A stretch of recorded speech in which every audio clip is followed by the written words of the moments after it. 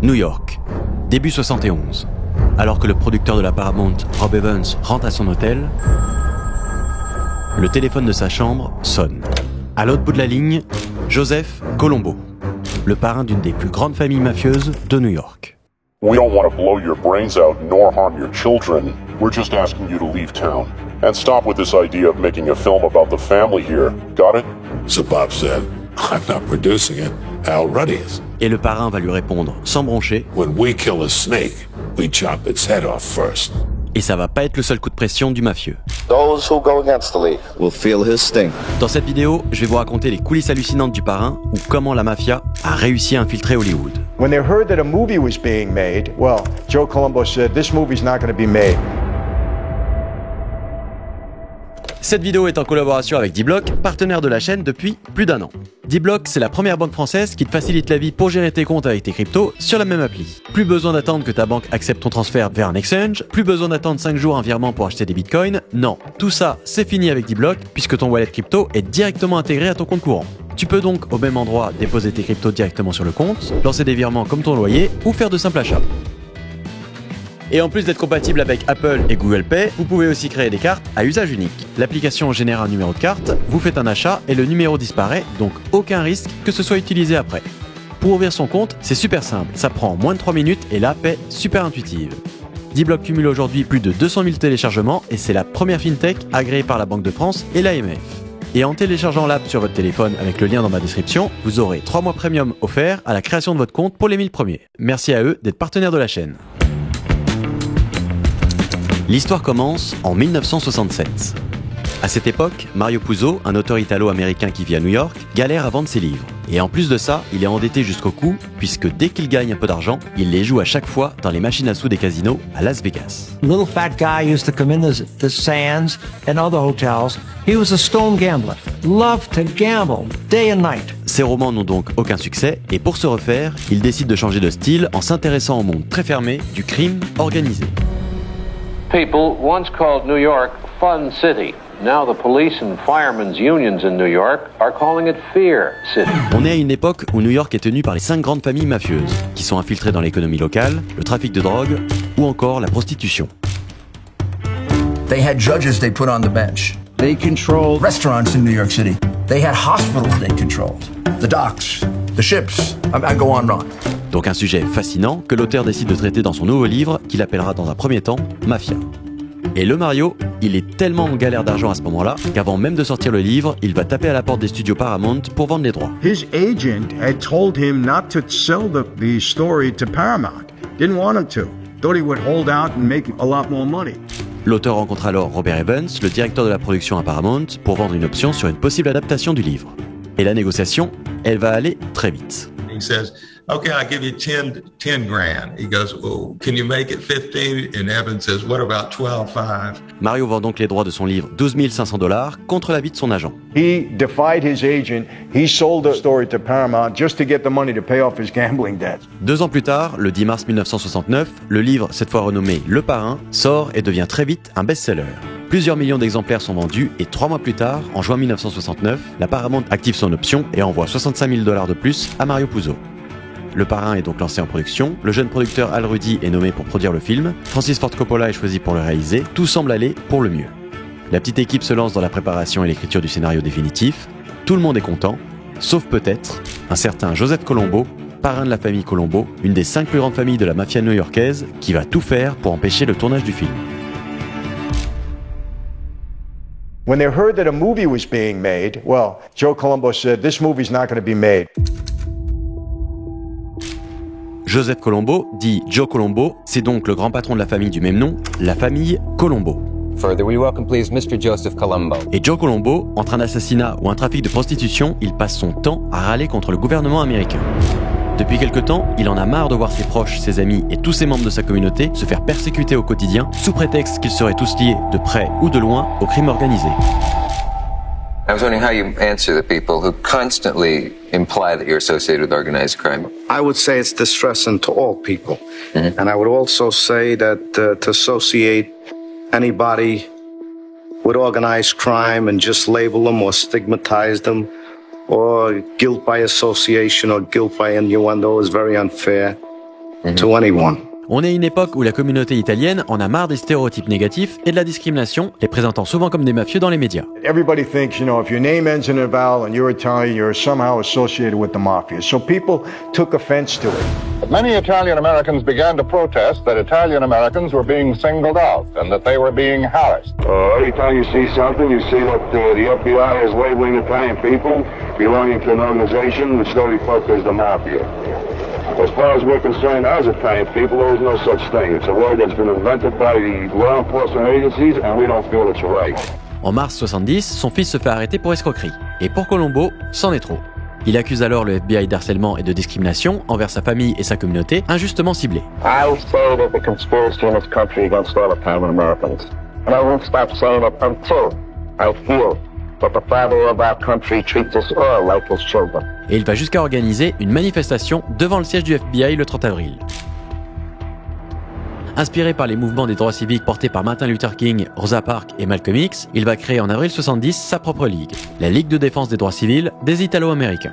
L'objectif, il est simple, défendre les intérêts et arrêter avec les caricatures grossières. The Italian people in particular have been losing its identity as time has been going on, more and more and more so. Et c'est évidemment un succès du côté de la communauté italienne. What do you think is the opinion about Joe Colombo? How important is he to the Italian community? What has he done? Just helping the kids around the neighborhood and stuff, keep them out of the streets most of the time. Pretty good guy. I think so. Dans le quartier de Little Italy, l'épicentre de la communauté italo-américaine à New York, tous les commerces commencent à revendiquer leur appartenance à la Ligue à travers des stickers posés sur leur vitrine ou sur leur voiture. Colombo stands for a good thing. With time, you're going to read more about this man. I hope he pulls through. What he stands for, he means a lot. Le 29 juin, il va jusqu'à organiser le Italian Unity Day en rassemblant plus de 50 000 personnes au Columbus Circle. L'événement alterne les grands discours et plusieurs concerts. You are one! Nobody could take you apart anymore! Le succès est total pour Joe Colombo, puisque le lendemain, tous les journaux en parlent. Le boss mafieux qui monte en puissance sait qu'il peut maintenant compter sur tout le soutien de la communauté italienne de New York dans son combat.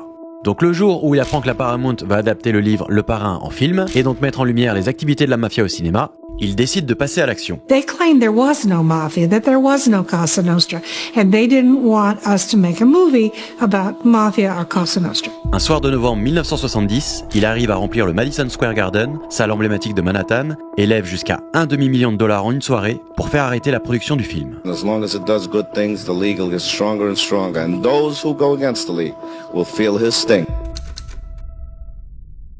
Pendant ce temps, à Hollywood, dans les studios de la Paramount, Mario Puzo, Francis Ford Coppola, Rob Evans et Al Rudy commencent la préparation du film. Et très vite, ils vont commencer à recevoir des centaines de lettres d'organisations italo-américaines, de businessmen et de responsables politiques. Personne ne veut que le tournage commence. Les coups de pression de la mafia vont être de plus en plus flippants, et c'est Al Rudy, le producteur du film, qui va être visé en premier. I was notified by some people in the LAPD that I was being trailed. I was being followed every place I went in Los Angeles. Devenu parano, il va changer de voiture plusieurs fois dans la même journée, mais un soir, les vitres de son cabriolet explosent sous les balles d'une rafale de tirs. And there was a note on the windshield saying, they didn't want the movie made. They would make veiled threats about his family and everything else. And yeah, he was very nervous about the whole thing. Et Al ne va pas être le seul visé par ces menaces. En voyage à New York, Robert Evans de la Paramount reçoit un appel anonyme dans la chambre d'hôtel qu'il partage avec sa femme et son jeune fils. Et c'est Joe Colombo lui-même qui va le menacer. And saying, basically, get out of town, nobody makes a movie about the boys in New York, and threatening the life of his infant son. So Bob said, I'm not producing it, Al Ruddy is. And Joe said, when we kill a snake, we chop its head off first. Ce qu'il faut bien comprendre à cette époque, c'est que la mafia est infiltrée dans absolument tous les secteurs du pays. Instead of just being an organized crime group, doing murder, doing extortion, doing loan sharking, doing gambling, doing prostitution, they put their tentacles into legitimate society. You control the unions, you control the Teamsters, you control the docks, you control the country. That's a lot of power. Il suffisait donc que Joe Colombo passe un coup de fil pour que les routiers se mettent en grève et paralysent le transport du matériel nécessaire au tournage. You can't make the picture if the food trucks don't show up and the supply trucks don't roll on time and you can't move your supplies and your people around the city. Et ça allait jusqu'au repérage des décors puisque Coppola et son équipe se faisaient systématiquement arrêter dès qu'ils voulaient tourner quelque part. the location scouts who are trying to find houses or businesses in Little Italy in New York City that they could use to make The Godfather. They would set it up and they would get the people to agree that they would do it. And then we'd go to that location. Suddenly they'd change their minds. Everywhere we went for locations, doors were closed. They had little signs in the window saying the Italian Anti-Defamation League, Italian American, and they were all members of this Colombo organization. He told all their members, don't help these filmmakers. Les menaces vont atteindre un point critique quand les bureaux de la maison mère de la Paramount Golf & Western sont évacués après plusieurs alertes à la bombe. À ce moment-là, Al Rudy se rend à l'évidence, le film ne peut pas se faire sans accord avec la mafia. Nothing was going to move forward past a certain point unless we sat down with the League or the people who were really obstacles. Le 25 février 1971, à Manhattan, Al Rudy se rend au Park Sheraton Hotel, où se tient un congrès de la Ligue de défense des Italo-Américains. Forcément, il est stressé. Le producteur joue à la fois son film, sa carrière et peut-être même sa vie. Dans une salle avec plus de 600 membres de la Ligue, Al finit par se retrouver face à Joe Colombo. I said, Joe, look, I know your anxiety. This movie will not defame Italian Americans. If you come to my office tomorrow, I'm going to let you read the script. Le lendemain, le rendez-vous est pris. Joe Colombo, accompagné de deux mafieux, César et Butter, entre dans les bureaux de la Paramount à New York pour lire le script de 155 pages. So I locked the door because I thought the FBI was right behind him. And Joe sits opposite me. Caesar falls on the couch. Butter's in the window with the hot air comes up because it's January. La tension est immense. Al Rudy tend le script au boss de la mafia et attend son verdict. He puts on his little glasses and he goes to page 1. And he looks at it for about 2 minutes. He said, what does this mean, fade in? I said, well, the screen is black and the fade comes through. And I realized looking at him, there was no way he's going to sit there read 155 pages. He was ever going to go to page 2. He said, oh, these glasses, I can't read with these goddamn glasses. Buddy, you read it. Threw it to Butter on the couch. This is why me? Give it to Steve. He throws it over my head to the guy in the window. Now they're passing the script around like it's a hand grenade with the pin pulled out right. Et petit à petit, la tension redescend. Joe Colombo va jamais lire le scénario en entier, mais va quand même imposer ses conditions. La première, c'est de bannir les mots mafia et Cosa Nostra du script. We don't want to hear the word mafia mentioned. Cosa Nostra on. Parce que si vous vous souvenez bien, c'est son combat depuis le début de ne pas être associé à ces mots. Are you a boss of the mafia? No, I am not. Is there a mafia? No, there is not. Al Rudy va tout de suite accepter sans broncher. Well, boy, whatever you want, you know, glad to serve it up. Parce que si Colombo avait vraiment lu le scénario, il aurait vu qu'il n'y avait qu'une seule mention de la mafia dans tout le film. And that's when Bobby Duvall goes to the West Coast, and the guy says, you try to get the job. He says, you can tell your boss, no Guinea, Goomba, Wop, Greaseball mafias are coming out of the woodwork to get Johnny Fontaine that job. So we cross mafia. Et voilà ce que donne la scène sans la mention de la mafia. I don't care how many Dago, Guinea, Wop, Greaseball, Goombas come out of the woodwork. La deuxième condition de Colombo, ça va être de demander que tous les bénéfices des avant-premières soient reversés à une association proche de la Ligue, comme le raconte Gianni Russo, un des mafieux présents dans la salle. I said, we're going to ask for all the world premieres in every major city, and we'll house our ticket sales. We'll see the film in every major city before anybody else. We can make $150 a ticket. Al Rudy accepte aussi, Joe Colombo lui serre la main, et après des mois de menaces et de coups de pression, ils se sont enfin mis d'accord. Et à partir de maintenant, tout va changer pour l'équipe du film. Once the deal was made, there's never a problem after that. Du jour au lendemain, tous les commerçants, restaurants et appartements du quartier Little Italy étaient soudainement d'accord pour accueillir le tournage du film. They helped us get the location and they were very helpful. They helped us all the way. The movie would have been in serious trouble without their nod anyhow. La Paramount est donc rassurée, les studios payent la location des nouveaux décors et évidemment, vous vous en doutez, les chèques allaient directement dans les caisses de la mafia.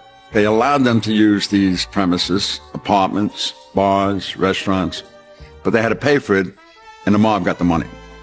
They gave a pittance to the owner of the establishment, but the mob got most of the money.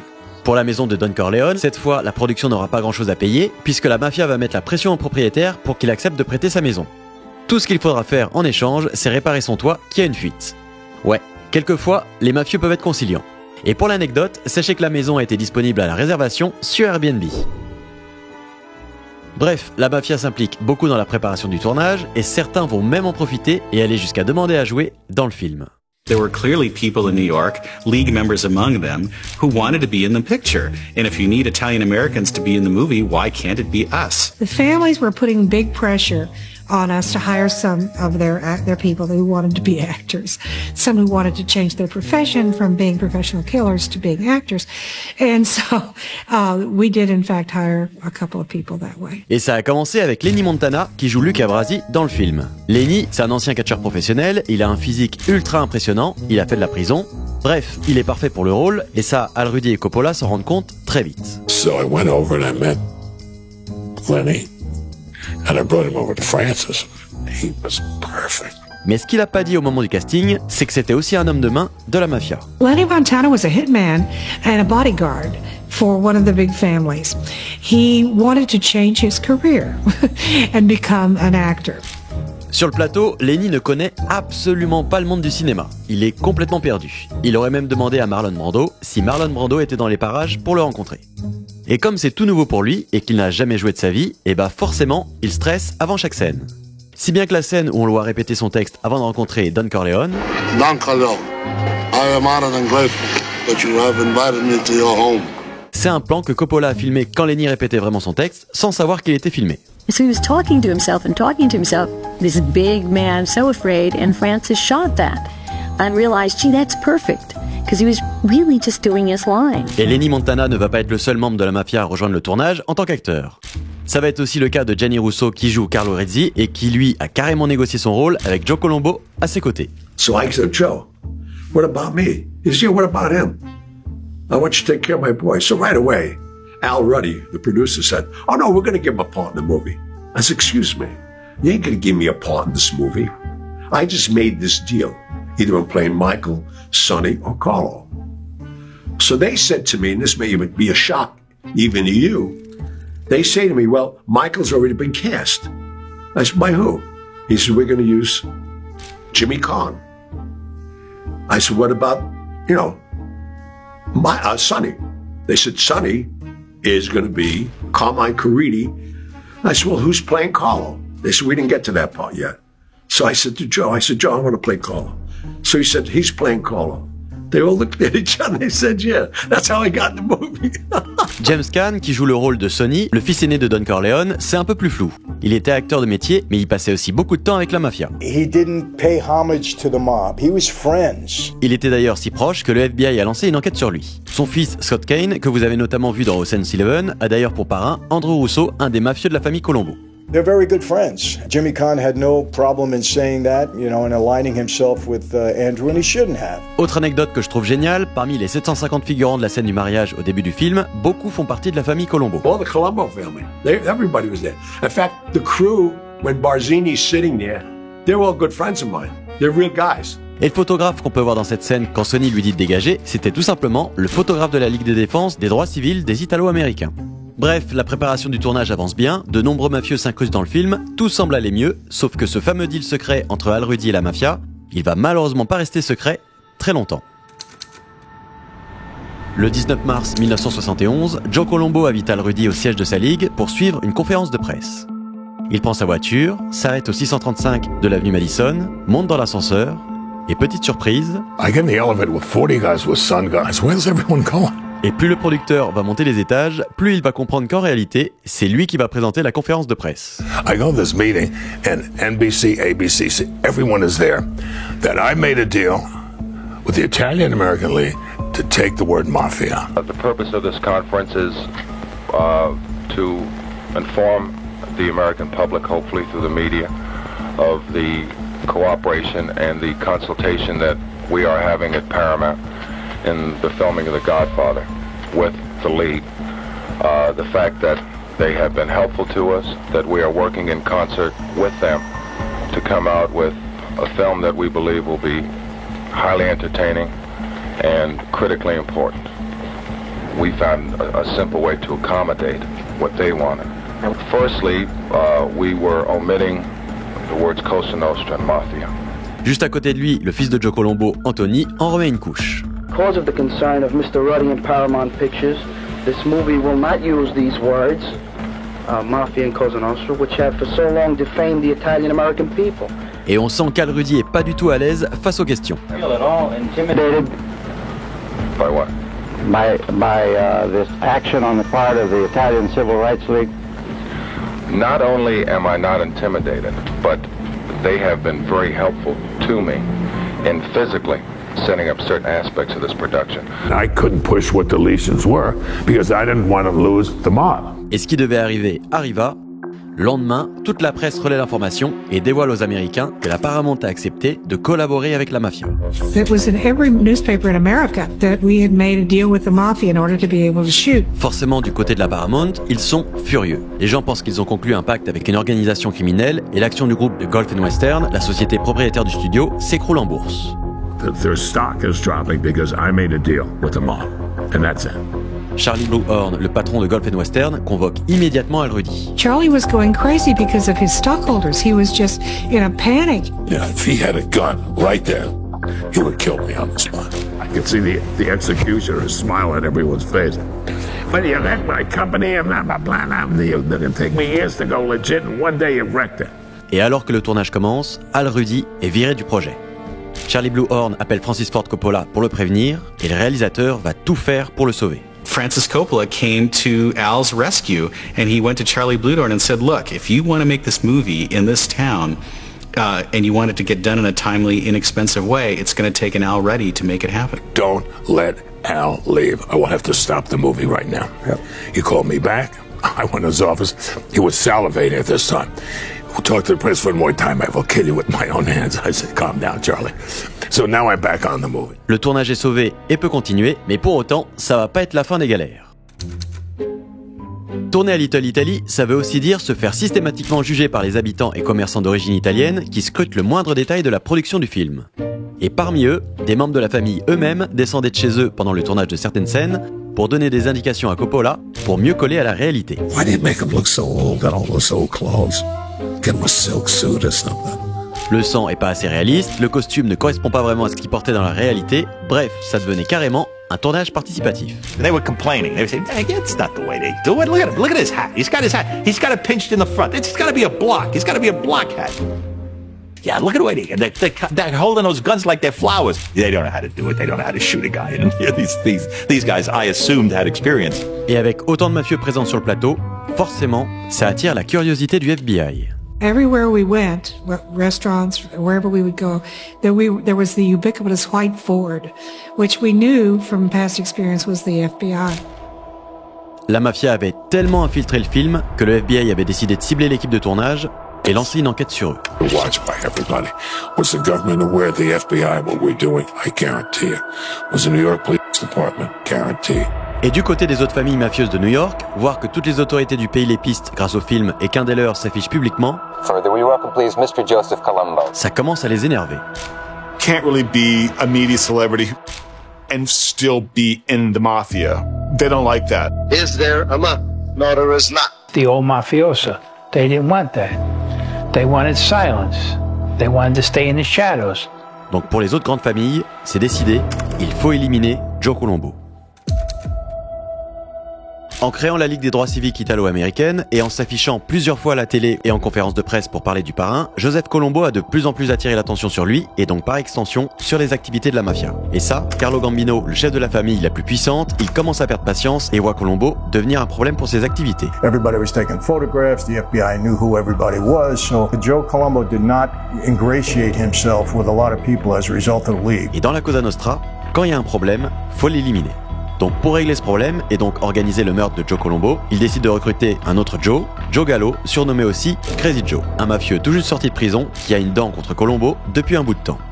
Au début des années 60, Colombo et Gallo appartenaient tous les deux à la famille Profaci. Le premier en tant que capitaine pour superviser les différentes opérations de la famille et le deuxième en tant que simple soldat sur le terrain chargé de racketter et d'extorquer les gens. Et depuis quelques années, le Gallo, il en avait marre de Profaci qu'il considérait malhonnête quand il s'agissait de répartir les bénéfices de la famille.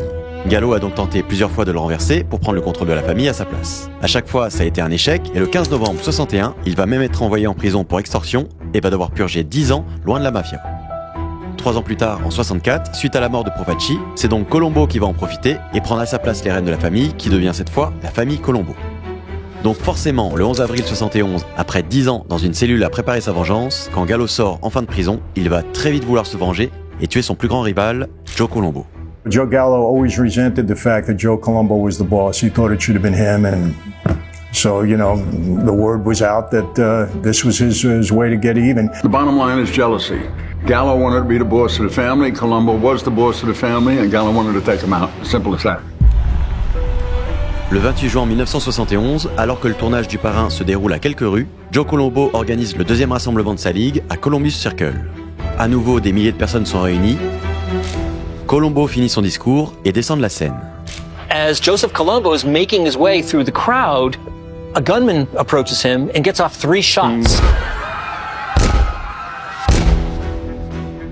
Joe Colombo est immédiatement emmené à l'hôpital, encore vivant, mais plusieurs fois touché par balle. As far as I know, Joe is in Roosevelt Hospital in critical condition, with 2 shot wounds, one in the chest and one in the head. Le tireur est tué par les gardes du corps du chef mafieux et l'arme saisie par la police. Le meurtrier est très vite identifié. Jerome Johnson, un Afro-Américain portant une carte de presse de la Ligue, est déguisé en photographe. Et très vite, le lien avec Joe Gallo devient évident pour tout le monde. If there's anyone who they can look at and say is responsible for hiring Jerome Johnson to kill Joe Colombo, it's Crazy Joe Gallo. He figured, I'll get a black guy to do this, and they'll never bring it back to us because we wouldn't use a black guy to do a hit. Devant la presse, la police fait mine de pas savoir. We have not been able to rule out one possibility or the other. Mr. Johnson is still some sort of a mystery man to us. Mais du côté de la famille Colombo, tout le monde sait qui est responsable. Au cours de son séjour en prison, Crazy Joe s'est lié d'amitié avec plusieurs gangs afro-américains, ce qui lui a ensuite permis de recruter le tueur pour tirer sur son grand rival. Et 1 an plus tard, le 7 avril 1972, Gallo est à son tour tué dans un restaurant italien de Manhattan. They were sitting at a rear table, this group of 6 people, when a man walked in from the back door, and he walked up to the side of the table, and he fired 3 shots. He hit Joe twice, and he hit his bodyguard, Pete the Greek, 1 time. He was killed by elements of the Colombo family. It was ordered by a guy named Joseph Iacovelli, Joe Yak. He was the capo in the Colombo family who ordered the hit. Joe Colombo, de son côté, sera paralysé et dans le coma pendant 7 ans avant de finir par mourir le 22 mai 1978. Funeral services were held today for one of America's leading crime figures, Joe Colombo. À partir de là, la famille Colombo n'interviendra plus sur le tournage jusqu'à la sortie du film. There was no Joe Colombo, there was no league, so there was no threat. And within a year, the league was finished. Le 14 mars 72, à New York, a lieu l'avant-première. Et malgré la promesse d'Al Ruddy d'inviter toute la famille Colombo à la projection, la Paramount va l'empêcher pour ne plus jamais être associé à la mafia. Well, the last thing in the world we wanted was those people at our premiere. Et évidemment, les mafieux vont appeler le producteur et râler. Don't you think that's unfair? I said, what do you mean? He said, when Hollywood does a movie about the Army, the generals are the guests of honor. Then a movie about the Navy, the admirals are sitting up front. You think we'd be the goddamn guests of honor? There's things that tell us we can't see the movie. Et pour s'en tirer, Al Ruddy a une idée. Al promised Colombo family, we'll give you your own private screening. Il arrive à piquer une bobine du film à la Paramount et organise une projection ni vue ni connue avec tous les mafieux l'ayant aidé à faire le film. When it was over, the projectionist called me. He said, I've been a projectionist for 25 years. Nobody ever gave me $1,000 tip. That's how much they love the movie. Le film va tellement plaire à la mafia qu'ils vont même commencer à imiter certains rituels et expressions des personnages, comme appeler un boss Don, baiser sa main, ou encore porter une boutonnière rouge à la poitrine. When the movie came out, the FBI immediately began to notice in its surveillance of real mob figures that the movie was having an influence on the way the real mob act. Et pour d'autres comme Gianni Russo, ça va même leur sauver la vie. En 1988, le mafieux tua de 2 balles dans la tête un ressortissant cubain qu'il avait agressé à Las Vegas. Le petit problème, c'est que l'homme en question, il était affilié au cartel de Medellín. Gianni Russo a fini par se faire choper en Colombie avant de réussir à s'en sortir in extremis. And I'm sitting down and I look up. And this guy, whoever he was, had the book in his hand, The Making of the Godfather. I couldn't believe it. And he says to me, why don't you tell me you were Carlo? That's my favorite movie. Clean him up and bring him upstairs. I can't believe this saved my life. Le film, à sa sortie, va faire un énorme carton avec plus de 245 millions de dollars de recettes mondiales, ce qui à l'époque est fou. Et Francis Ford Coppola rencontrera plus jamais de difficultés pour produire et réaliser les deux suites.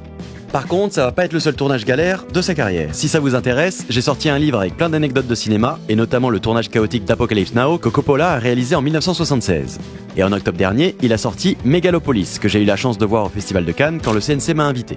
J'avais participé au CNC Talent pour mon court-métrage autour de la sécurité routière, et sans leurs aides, honnêtement, j'aurais clairement pas réussi à le sortir, donc merci à eux. Si vous êtes créateur, je vous conseille vous aussi de postuler pour votre prochaine vidéo. Vous n'êtes pas à l'abri d'avoir une subvention et de vous retrouver quelques mois plus tard sur le tapis rouge de Cannes face aux réalisateurs et aux producteurs qui ont su défier la mafia pour terminer leur film.